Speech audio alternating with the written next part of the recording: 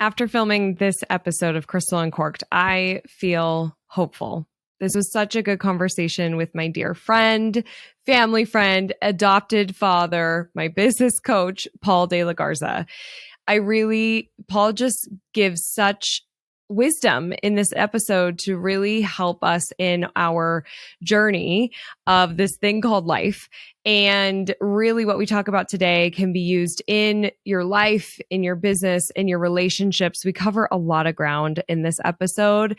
And so I'm really excited for you to tune in. And I would just really love to hear what your top takeaway is. So you can comment on Instagram, you can DM me.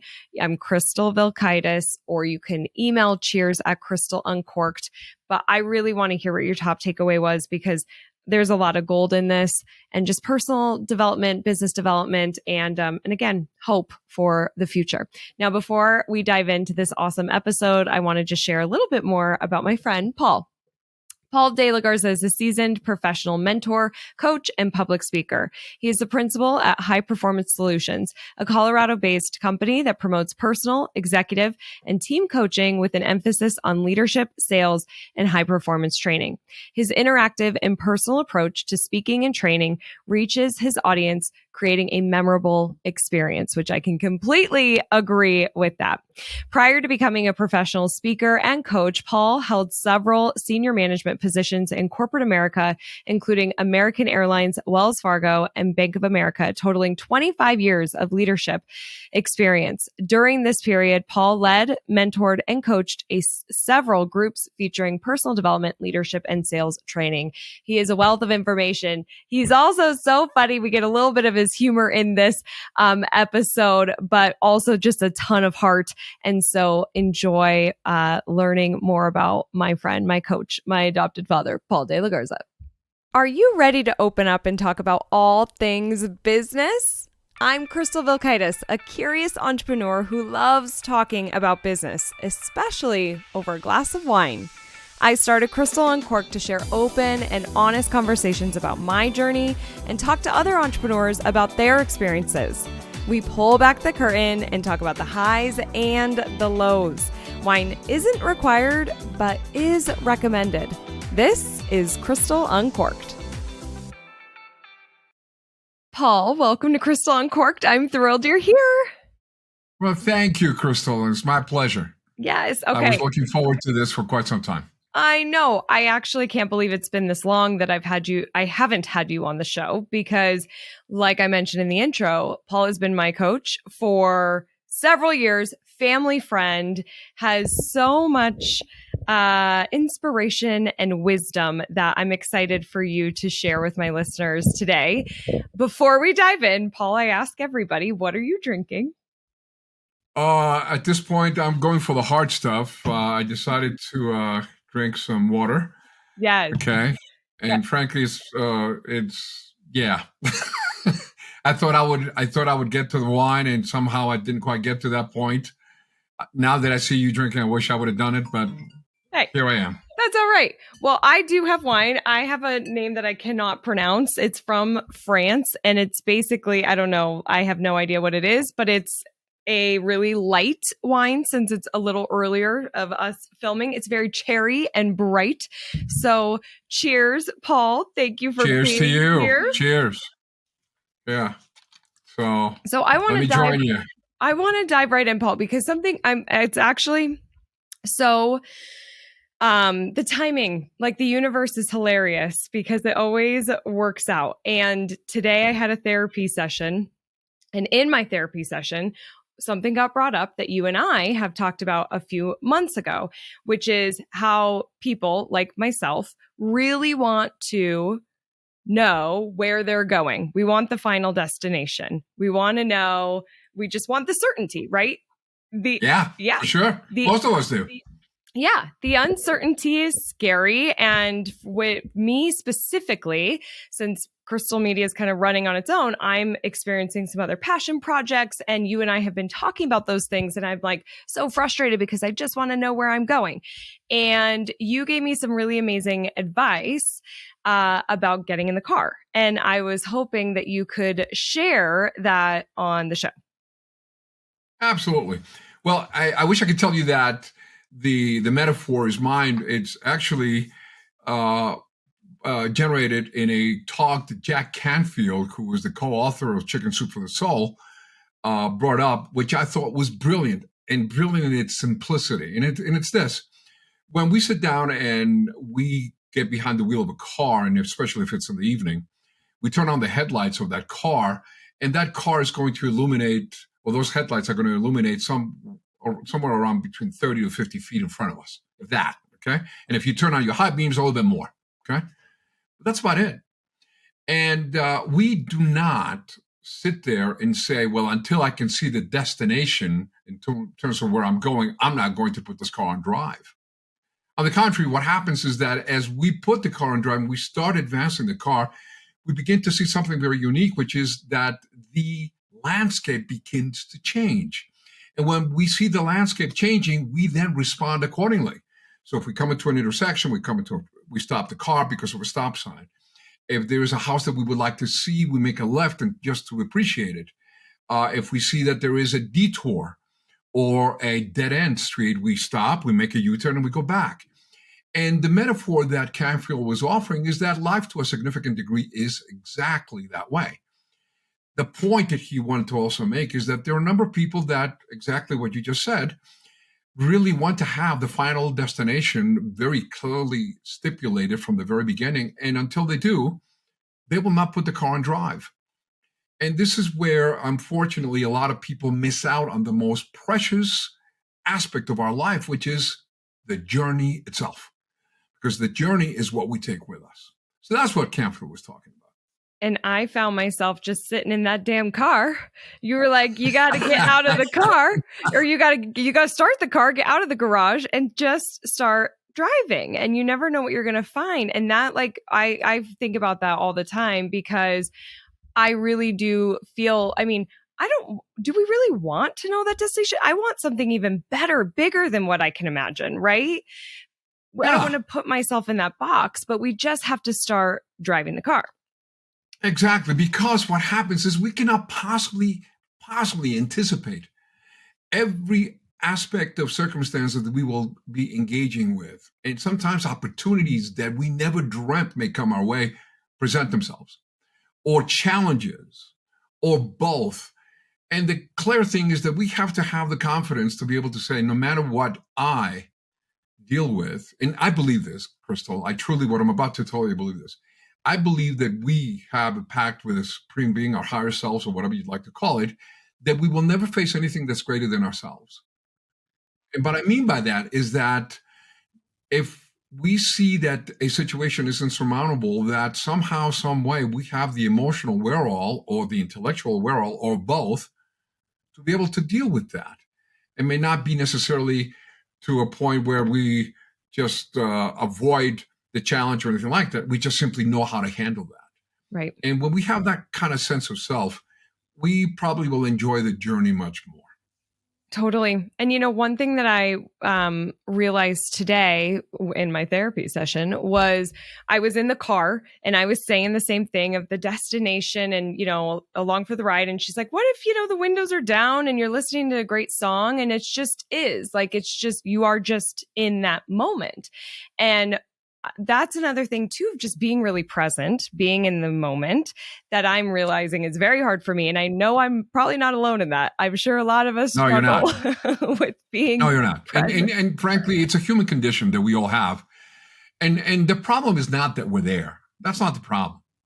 The problem is that we insist on staying there. And we have to be very careful that we become conscious of what we're doing, to become really present and to say, okay, I think I'm bringing some of the evils or some of the demons of the past, I'm bringing them to this situation, and it doesn't require or merit that I do so. Yeah. Or to live in the future. Well, you know what? I'm just waiting for these things to change so that I can actually change. No. Right. The here and now. It's all we got. Exactly. Tomorrow may never come for some of us. Exactly. Period. Okay? So we have to living our highest and best self in the moment that we have. I'm loving this moment right here with you because it's an opportunity not only for you and I to converse like we have done so many times, but for perhaps to share this exchange so that maybe, just maybe, if it reaches one person that finds some of the things that we're speaking of relevant, that it may benefit them. Exactly. Like if somebody is listening right now who is sitting in the car in the garage and is not turning on that car, right? Exactly. Turn on the car and get going. Yeah. Paul, you're my coach, you're Dustin's coach. You are a coach of so many people. I've learned so much from you. And I know you do a lot of one-to-one coaching and you have group coaching. Is there something that you are hearing from your clients collectively, a problem that a lot of people are talking about in today's world? And if so, what is that? And what kind of advice are you lending to them? No, great. That's a really relevant question. And actually, it is probably so opportune that you would ask something like that, because I am feeling and dealing, not feeling, but I'm dealing with a number of challenges from that perspective from a number of my clients. And it's this.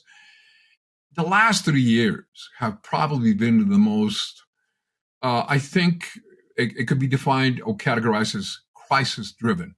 And by definition, let's talk about the term crisis. Crisis is the condition that we face for which we do not have an established or clear solution, and that we have to create a solution at that point. So there's a convergence of things. Number one, it was COVID, post-COVID. Now the economy. We are in the midst of inflation. We are potentially looking at a recession. The situation of the international theater in terms of the war in Ukraine. I mean, there's so many things that if we do not really focus on certain things that of which we're capable, we can find ourselves compelled by fear. And it's very, very important that precisely we don't do that. In the case of some of my clients that are in either real estate or in the finance industry right now, real estate and mortgage and finances in an upheaval of the ages. Interest rates have risen, have doubled in a year and a half. And the forecast that I'm hearing is that interest rates in a year's time might be at 10%. Wow. Coming from 2.5% to 3%. Okay. And to many people, this spells disaster, it spells crisis, etc. And there are a couple of things that I tell my clients to do. So first of all, I think it's extremely important that we understand that we're not going to be able to control a number of different things that are taking the planet. We cannot control a number of things that happen in our own personal lives. What we do control is how we respond to that. And this is where we have to become extremely deliberate and aware of what energy we are generating in response to those things. We have a couple of options. The first option is to actually create an energy of fear. Oh my God, where's it going to go? Inflation, the prices. Am I going to be able to actually make ends meet? Okay, and that's probably living in the future. Okay, we're not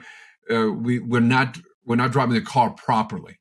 We're driving the car, but anticipating, well, what if there's a pothole? But what if there's not? Okay, so the first thing that we have to be very conscious of is to make sure that we have to be our own sources of our own centeredness and inner peace by living in the present. So here's the thing. Consider this. We are responsible for the energy that we bring wherever we may stand. And this is extremely important because that energy could be an energy of joy, energy of happiness, an energy of anticipation, or energy of anger, an energy of fear. And what tends to happen is that the situation in which we find ourselves will adapt part of that energy. So what we have to be very careful of is that we have to be very conscious of what we're doing. And the first piece of advice that I give my clients to say, okay, let's stop. Are you aware of what it is that you are saying and doing when you speak in such a tone and when you say these things? Well, I hadn't thought about it. I said, okay, well, understandably, no judgment. Okay, I get it. Let's think about it. If you would like to hear what people are saying about you, what would you like for them to say? So, oh, well, I want them to say that I'm very cool and calm and collected and that I'm powerful and this. Great. Are you doing that? Probably not. Okay. Would you like to? And what happens, Crystal, that is as we evolve in these questions, we find out how accessible living in a centeredness is to all of us. We should not engage in an element of fear and an element of saying, oh my God, hang on a second. We do not know exactly how that is going to transpire. What do we have right now that is working? What do we have right now that we can count on? In other words, to really focus on what we have in terms of what we have to work with. Number two, what is the probable? Sometimes we have a tendency, Crystal, to actually illuminate and create circumstances and difficulties that were never there. Okay, we do that as humans. Been there, done that, guilty as charged. Okay, but it's very important for us to say, oh, well, hang on a second, is that really a possibility? Well, it could happen. Yes, anything could happen. But is it likely to happen? Well, I don't know exactly. What is more likely to happen? What's likely to happen is that I'm going to actually continue this and that and so forth. So, okay, great. Let's prepare. Let's not go into denial, but let's prepare, but focus on the present as best as you can. So the situation that I recommend them is to be in the present. The second thing is we are in the midst of a new normal. Think of what has happened as a result of COVID. How many people are working out of their homes, myself included, that before it was unheard of that you could possibly spend 5 days out of the week working out of your house. Okay. Today, it's not only commonplace, it's almost the structure of acceptance within the private sector. Okay. So we need to start looking at our willingness mostly because the ability to change is there, a willingness to change and to accept the market, accept the circumstances as they truly are, and not find ourselves wishing, well, the market should be this way, or the situation eventually will change. Deal with what it is today, because we don't know when that's going to happen. So that's some of the advice that I give. Right. Yeah, I feel like that's such great advice. And I'm so one of those people too, where it's like, I'll create the problem before it's even got there. Like it's so easy for us to, especially if anyone is scrolling on TikTok or you're on social media and you're seeing all the negative, the fear, like the people who are unhinged and they're freaking out. And some of this is not true information. And you have to it's easy to get caught up in that. And you do have to take a minute of is this real? Is this something I can control? And step away from that and not create these problems out of nothing. But our mind is very powerful and it can take over. It is. So it's and I'll tell you, I think that you referred to it a long time ago, which is a term that I still use with my clients. We have to get rid of the head trash. Yep. Because that self-talk is going to define our self-esteem, which defines the ways we behave, which defines the results we generate. Yep. And it all comes back to what are we saying to ourselves? Am I the source of tranquility and acceptance, or am I the source of fear and potentially anger and anticipation or supposition? I'm going to assume that they're going to do certain things. No, don't do that. So yeah, we have to really take into account flowing and accepting the new normal. Yeah. When it's in front of us. Yeah. If there's somebody that's listening that is like, but how do I even do that? I am a busy business owner. I have a million things that I'm doing. I have a family. I'm watching the news. I'm feeling fear. All the recession and interest rates and all the things. I mean, it's heavy. And it is there it could be made to be heavy. Yeah. Yeah. It could be made to be heavy. So the first thing I would tell you is stop listening to the news. But how do I stay informed? I said, that's just it. That if you begin to be deliberate about what you're listening, you truly need to understand that some of the stuff that we're hearing is frankly just counterproductive. Yep. Look, let's talk about it from this perspective. we are surrounded by things that really have a direct impact upon the way that we behave and think. We're surrounded by music, programs, literature, news, and so forth. And what we really have done to a significant degree is to really undermine our own capabilities of distinction of what is relevant and what is not. And here's something that I was hoping that we'd get to, and I hope that you'll permit me to just simply bring this up. We need to rely on what our heart tells us as opposed to what our brain tells us. We need to rely on what is intuitive. We don't do that enough. There are a lot of people that are just in their head, period. And if it's five senses, and if I can't see it, smell, touch, and what is that sense that you have? It's probably indigestion. No, it's a sense of intuition that is telling you maybe what I'm thinking of doing doesn't feel right, or conversely, maybe it really feels right, and now I have that level of conviction. We need to trust ourselves more, but not necessarily from the standpoint of the thinking and stuff, but the thinking of how it feels to do certain things. So intuition is a very important part of the way that we should rely on the resources that influence us. We don't do that enough. We have that capability. We so don't. And I'm one of those people too. And that's something that I recently had a friend ask me, like, what does your heart want? And I was like, so I've been trying to have those moments of like journaling. I've been just recently started to meditate a little bit more to really try to tap in. Because I feel like you have to give a little bit of space to really start to get in line with you. You've got to get out of your head and really into your heart. And for me, at least, that kind of takes some time. I have to get there. Do you have any tips or anything that can help people really check in with themselves? Absolutely. And one of them, you probably have heard this 1,000 times, and they'll probably hear it another 1,000 times. Meditation. And I'm not talking about you retiring to Tibet so you can become a Tibetan monk and meditate 22 hours out of every day. I'm talking about you pausing, closing your eyes for 10 minutes every day. Take a breath and exhale and begin to allow, because when we oxygenate, it's interesting the physiological impact that has upon our bodies. It begins to really relax a number of things. And when we do that, we begin to neutralize our fight or flight position that sometimes gets activated when we are under stress, when we didn't meet a deadline, when our boss yells at us, or when someone in our team did not do what they were supposed to, etc. So the more that we are at peace, the higher our ability to perform.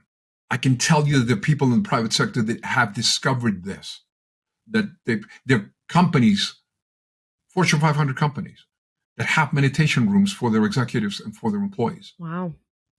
Okay, they do. I don't think that's news to you. You've probably heard this before, but it's important because they recognize that this is a materially practical process to that added efficiency. So the first thing I would say is meditation is extremely important. Here's the other thing. I use the metaphor of the radio often. And the metaphor that I offer is, if you take a radio and it's just there and it's off, and you turn it on, what do you hear? And typically it's either static or you hear music. Okay, either one. And then you hear the music, and then you take the tuning knob and you start tuning it a little bit, and then you have the perfect transmission. And then you turn off the radio. So does that mean that signal that was coming through disappeared? No. It means that the radio is no longer receiving that and transmitting it. A lot of us walk around like the radio with the radio turned off. Because that field, and I'm not trying to get Jedi here, okay, but that field is constant. And that's where the intuition comes from. If we start meditating, guess what happens? We become a little bit more creative, a little bit more inspired. It's like we find ourselves in the zone, as many people call it. And all it is that we have find ourselves at our highest and best self, but just simply pausing for those 10 minutes. And I want to reiterate, Crystal, to you and your viewers and listeners, 10 minutes. That's all it takes. Now, if you want to meditate some more, great. But the issue is not on the 10 minutes. The issue is that you do it consistently. Give yourself 3 or 4 times a week, and you do that, and you're going to be seeing subtle but clear changes in the way you're approaching certain things. Your capacity to discern a solution is that much clearer or faster. Things become a little bit more clear. You start finding certain joy where you didn't before. It's amazing what that can do. Yeah. And to your point of just breathing and having that oxygen and taking that minute, like to help from an anxious perspective and just to get a little bit more grounded so we can see a little bit more clearly and know where to put our energy. I mean, there's just so many benefits. Love it. This kind of makes me think of something as you were talking that I recently heard that on a podcast called Don't Keep Your Day Job by Kathy Heller. And she was saying that she's a great name, right?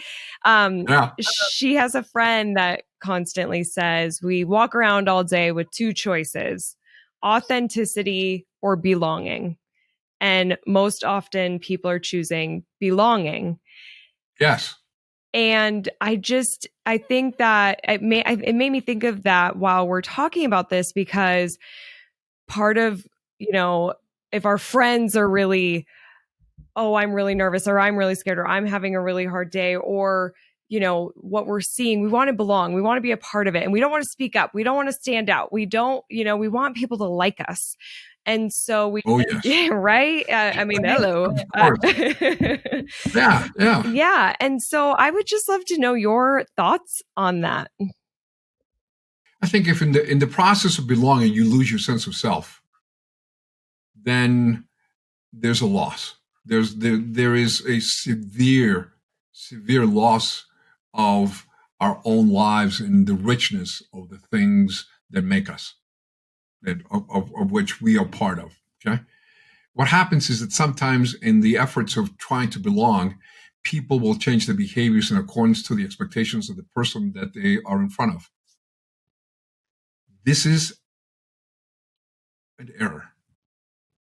Because the irony is that the higher level of respect and acceptance that you gain is when people see that sense of conviction that is well balanced, if you will, but a sense of conviction and authenticity that compels people to become very respectful, is the term.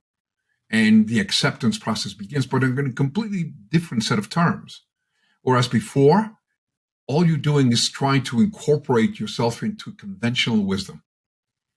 So if you are in front of this person, conventional wisdom looks like greenish.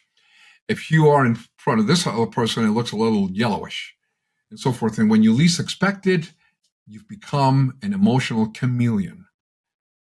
You know where. And people begin to distrust because they talk amongst each other. Whereas if you begin to truly begin to understand, and it begins in that self-talk. I have an affirmation that usually helps my self-talk. I lead a purposeful life in pursuit of the highest good for myself and for those who surround me. And I remind myself of that situation, and it helps me become authentic. I wish I could tell you that I've never been a chameleon. Are you kidding? I've done it. Okay, but it's a journey. It's part of the journey. It's part of the car driving. Yeah. It's okay. You've done that. The last thing you want to do is to start judging yourself because of the fact that you've done it. That's all right. What's important is, what are you going to do today? The next time you're in front of someone, if somebody tells you something with which you truly disagree, I'm not suggesting that you go and get in their face and say, oh, I think you're stupid and wrong for doing that. I'm simply saying, you know what? While I do appreciate exactly what you're saying, I look at it a little bit differently, but I also respect your position. In this way, the more discerning individual will look upon you and say, well, help me understand what your point of view is. I may learn something. Now, there's always someone that's going to say, well, you disagree with me, you must be a fool. Right. Okay. So, yes, I encourage you to make sure that you trust yourself and that you call upon your better angels so you can say, hey, listen, I truly think it's this way. I'm not going to necessarily, even if you say nothing, I'm not going to concur with that individual in the efforts of trying to belong. Because eventually, Crystal, what will happen is that you will begin to have a sense of self, a very joyful and peaceful sense of self that is your true authenticity. And this is what we begin to discover. Mm-hmm. So, and that I can talk about this for another hour or two, but we could probably have like a 2-day workshop on yes, we could. authenticity. But it makes me think of leadership, because I know that you coach leaders, and leaders need to be authentic. And and I mean, I think that some leaders just want their teams to like them, and so they don't lead. Yes. Yeah. Right. And unfortunately, the teams wind up not respecting them. Exactly. Now, Paul, shifting gears a little bit, but you were talking about saying, but I disagree with you. And there's a way you don't get in people's faces, but to just kind of stay true to who you are, because you're not going to agree with everything. You have a process for debating and negotiating that can help create new ideas. Will you talk about that? Oh, sure. Actually, again, it's the automobile metaphor that we talked about. This process that I'm talking about was actually introduced by a gentleman by the name of David Brooks, who is a renowned columnist for the New York Times, and he's a brilliant mind. And he's written a number of books. And he talks about the gem statement. Is that what you're referring to? Yeah. Yeah, he talks about the gem statement. So in other words, when there's two people that are talking about, they're about to engage into a debate, the first thing is that both individuals come to the conclusion that they both would like to have a result of the debate that would pretty much be similar, okay, to both their expectations. It's just that the debate has ensued as a result of the way of getting to that point. Okay, so this is what we call the gem statement. And they both say, okay, I think that what I want out of this is this, this, and this. I would like to have, let's talk politics. I like to have healthcare achieved so that people can do it and this and that and so forth. I said, great. I want healthcare as well, et cetera, et cetera. We're both doing that. However, I think healthcare should be addressed and administered this way. Okay, well, I think that healthcare should be administered that way. So when the debate begins, it's healthy. Because while we may have a very clear understanding in terms of what our position is, we're constantly listening. And when we start listening to the other individual, the richness of the debate really begins to flourish to a point that, get this, the conclusion, which is a compilation or result of both thoughts, becomes much richer than the sum of both parts. In other words, you develop an intellectual synergy. And when you have that kind of thing, it is astonishing to see the things that have been able to be realized. Case in point is that the initial concept of the government that we abide by today is in its structure. Okay, when the founding fathers put this together, the genius was that they knew that rich minds will eventually evolve to be bringing the nation to the next level through this rich debate. But it requires compromise, because there are people that enter a debate with a position of being absolute and that they will win no matter what, and then if they win, the other party will lose. And you know what happens when there's a win-lose proposition? Whatever conclusion is drawn will not last. It's not sustainable.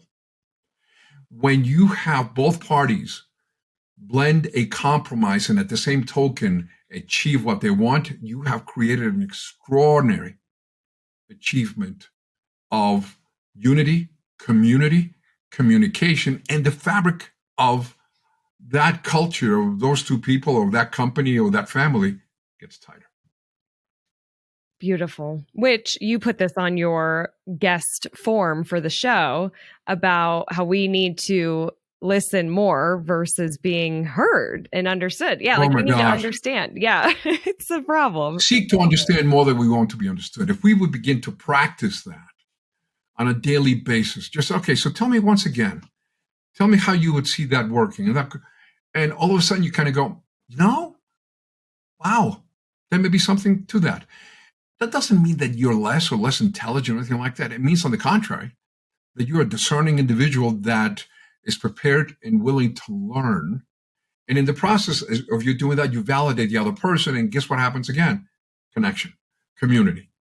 If we did that more as a nation, as a people, I think that this planet would be in a different condition. I completely agree. And relationships would be so different. Good God, let's not go there. Oh man, I have to say, I think Dustin would agree with me on this. I seek to understand him. Like, we have different opinions, right? And I might be like, I don't agree with that at all, but I still will be like, okay, but tell me why you feel like that, or why do you need that? Because I want to understand. And then through that, it's often like there's actually something else that's there that I'm like, oh, so it's that. And that makes a lot of sense to me. And then it's way easier. And then he's totally heard, right? Like, he's understood. He feels good. He might drop his wall. And it's great. I feel like we have really good communication. It is. Yeah. It is. And if I may, let me give you a very brief example. Just yesterday, I was sitting with a business that is family owned. And this woman that started this business is a remarkable person. It's a remarkable lady. She came to this country with virtually nothing, and she's built a firm, albeit small, but the billings are $500,000 a month. And, for a small company, not bad. Yeah. Okay. She's done it herself. But in the process of doing it, as she started to be chief cook and bottle washer because she had to do everything, she still has that autocratic seizures every so often where she starts telling people what to do and how to do it and so forth and so on. And it's starting to annoy the offspring, the children, who are now active in the leadership of the company. And I had to ask the question and said, can I ask you a question, all of you? Have you truly understood the motive behind the words?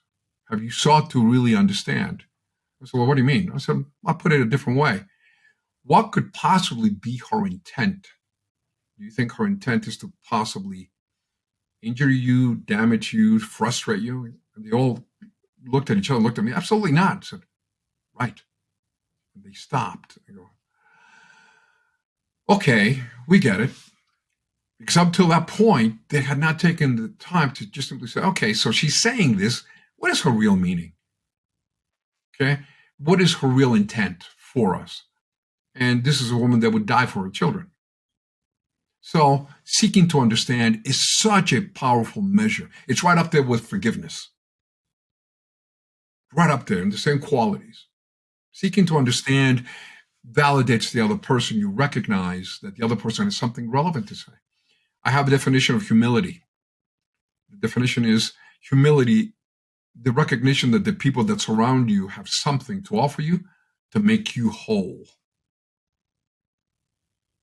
And we begin that, and we begin to understand these things, and all of a sudden, the person that next to us becomes more relevant. And we say, okay, well, tell me more about that.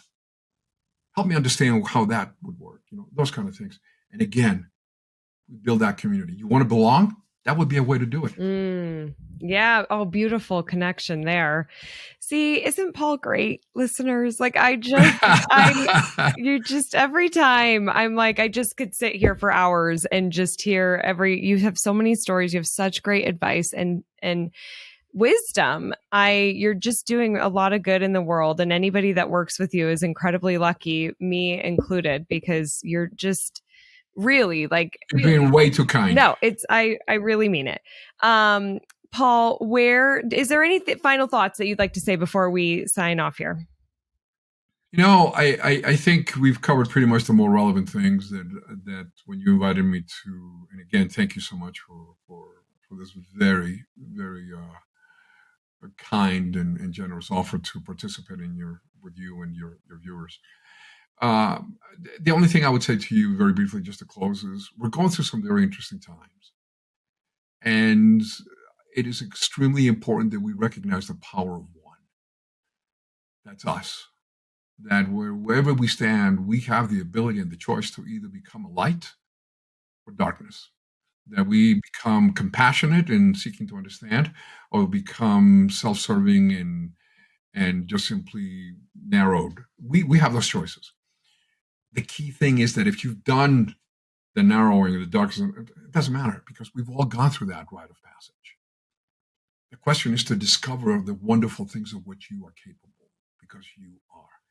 We're all connected, and we all have extraordinary capabilities. So I would tell your audience, have faith in yourself and the people that surround you.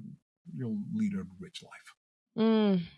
That is so beautiful. Thank you for closing that way, Paul. My pleasure. Love Thank it. Where can people learn more about you? You can go to www.highperformance-solutions.com. It's my website. There's contact information there. As you mentioned, I offer services of leadership, coaching, and training. I'm a practitioner of change management, and we do services of that and of sales as well. So that would probably be the best. If you prefer the phone, it's 970-672-3602. And my email address is p.delagarza@h-pbs.com. That's p.delagarza@h-p as in Paul, B as in boy, S as in Sam.com. Beautiful. That's me. Beautiful. And we'll link to that on the show notes as well. Thank you so much, Paul. Everybody, thank you for tuning in. The power of one. Choose light. Give love. Be love. Cheers, everyone. And I'll see you on the next See You. Thanks, Paul. Take care. Be well. Bye-bye. Hey, real quick, if you are a retail store owner, I would love to see you at Evolve. This is my in-person marketing conference happening April 26th and 27th, 2023 in Denver, Colorado at the Gaylord Rockies, which is a stunning venue. You get to spend 2 days with me and my team and keynote speakers, as well as other retailers looking to evolve their marketing, business, and lives. It's an intimate event. We only have 200 tickets available, and we've already sold a lot of those seats already. So this event will sell out. Do not delay, because we have special pricing depending on when you hear this and when you sign up. And I would love to see you in that room. So go to crystalmediaco.com/evolve. That's crystalmediaco.com/evolve to get your ticket. And I would love to see you there. And thank you for listening to this episode. Bye.